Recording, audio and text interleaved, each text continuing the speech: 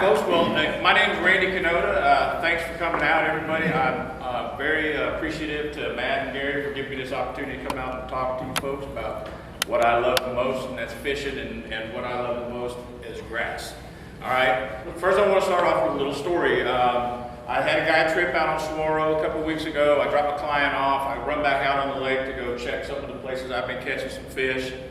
I run into Matt on my way out to this place, and I pulled over and chatted with him for a while. He's like, yeah, I got this TBA tournament coming up, and it's to be kind of a tough bite. I caught one fish. It was a good fish, but it's the only bite I've had all day.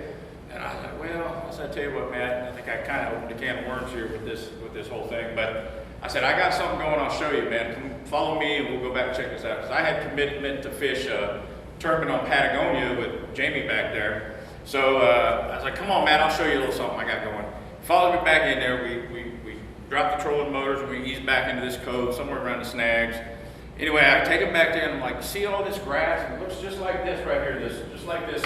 This is hydrilla, but the milfoil on Saguaro where I've been catching those fish, it looks exactly like that. It's a little different composition, but it's basically the same. It's mats, it's floating on it's stuff floating on, so it looks like you can walk across it. And I'm like, Matt, there's fish in these mats, man. There's fish in there. I'm telling you, dude. There's fish under those mats right there. And he's got a bag of macadamia nuts. He's just chomping away on macadamia nuts. Yeah. He's running his trolling motor. Yeah. You think?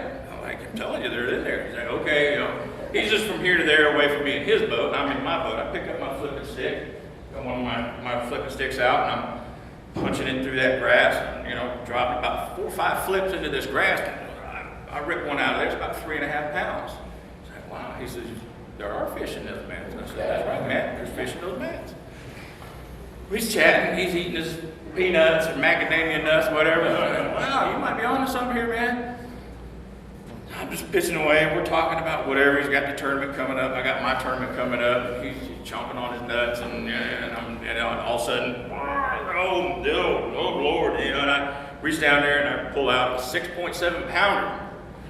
I turn around with this fish, and Matt's standing there, his jaw's on the deck of his boat. He's got peanuts falling out of his mouth. He got this look on his face like somebody just kicked him in the wedding tackle, and I'm like, yeah, what do you think of that? He said, man, I've been fishing this lake since I was 3 years old, dude. I've never done anything. I've never fished here like that. I said, well, you might want to consider for that tournament coming up. Anyway, he went on to, him and his partner won that tournament, that TBA tournament that following Saturday, in part to that technique specifically, punching mats, just like this. Now again, this is Okeechobee, so things are a little bit different here than what they are there.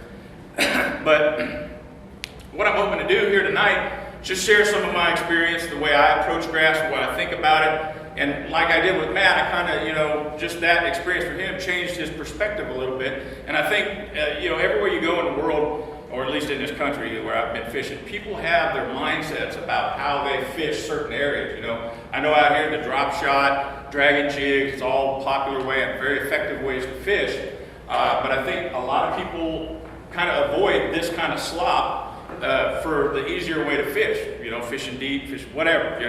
There's a million ways to catch it, and they all work. But this is one technique that I shared with him, kind of tweaked his mind a little bit about how to consider this kind of fishing, and it worked for him. So it's not by accident that fish get in.